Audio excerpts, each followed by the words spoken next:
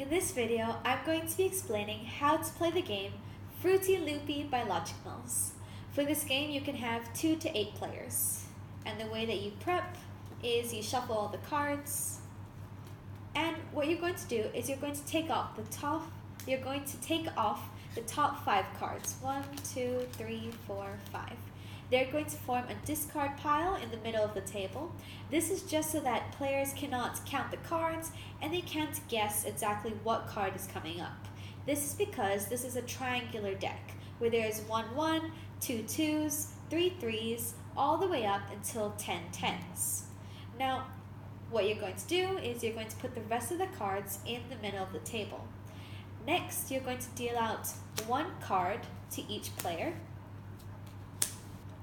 And this, again, depends how many players you have, and I'm going to play with 3 players now.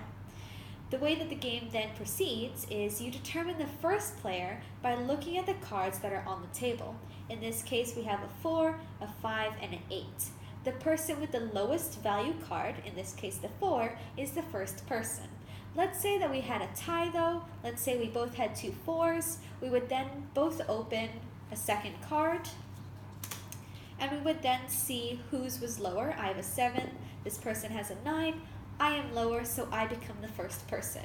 If it was again a tie, open up a new card, and they're going to stay with you for the rest of the game, but you'll just keep going on in that manner. Now, assuming, again, this is the first person, on your turn, you have 2 options. One of them would be to hit, which means to take a card, or to fold. Let's say this first person hit, so they draw a card. Now, if this card matches any of the other cards that they've previously drawn that's in their hand or pile, side note, you're always going to put your cards in front of you on the table so that everybody can see them. So, back to this person. If it matches any of the cards that they have previously drawn, they're going to need to take that 1 card which matches, just one of them, and keep it with them for the rest of that game, and it's going to be their scored points.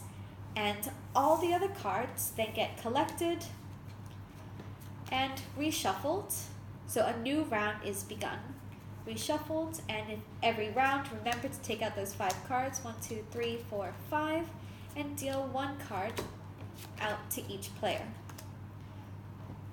Again, we look at these cards and we see who has the lowest value card. This is a 1, 5, and 10. This is the first person. Now, let's say that they open a card and it does not match any of the other cards that they have. In this case, this is a 9 and this is a 1. They do not match. So that's fine. They're safe. It moves on clockwise to the next person. This person, again, has the option to either hit, which means draw a card, or fold. Let's say that this person decided to fold. What they would then do is they look at all the cards on the table and they choose the lowest value card. In this case, it's a 1 because we have a 5, a 10, a 9, and a 1. 1 is lowest. This goes to their scored points. Again, round is over. All the cards are shuffled. A round is over whenever anybody takes a card. So this is either through hitting and finding a match in your hand, or by folding.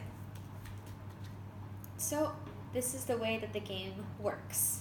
Now, let's say that we've continued playing lots of rounds and we are at what happens is, as you're going through the game, you need to keep an eye on the cards that you've accumulated. So let's say that we have, a few more cards. What's going to happen is you need to be aware of your total. And as soon as somebody busts the score, they're the loser. And that's the end of the game. And the score for, the ending varies on how many people are playing. The way that it is calculated would be the number 60, 60, divided by the number of players, and then that plus 1. So in this case, we have 3 players, so 60 divided by 3 is 20, and then 20 plus 1 is 21. So as soon as our scored cards over here add up to be more than 21, then we have end game. That's where all the other players are winners, and we have one person that sadly did not win. And that's the end. Now, let's say that this game is a little bit too difficult. You can make it a bit easier by not taking out the top 5 cards at every round. So you don't discard any, you go straight to giving 1 card to each player.